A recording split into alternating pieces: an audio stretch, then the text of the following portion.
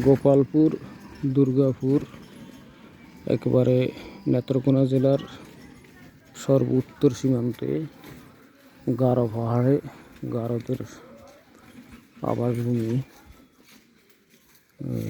গারোদের বাড়ি, গারোদের বাড়ি।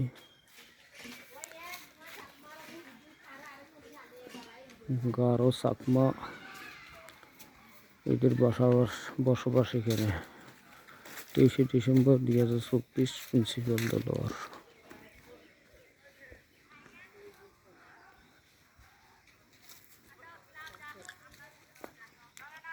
গারোদের বাড়িঘর এখানে। গারো চাকমা উপজাতীয়রা এই পাহাড়ি এলাকায় বাস করে। একেবারে সর্ব দক্ষিণে সর্ব উত্তরে দুর্গাপুর, একেবারে সর্ব উত্তরে নেত্রকোনা জেলার সর্বশেষ সীমান্ত। এই যে পাহাড়ের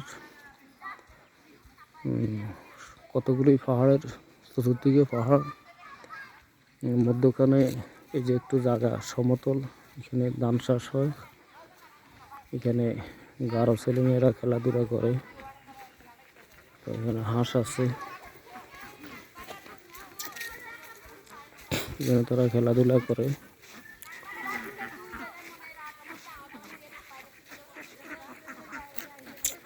এই যে গারো মহিলা, এখানে এগুলা কি ধান হয় এখানে?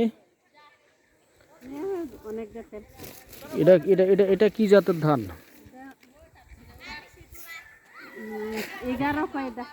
11 না? এটা ফাইজাম না? ফাইজাম না,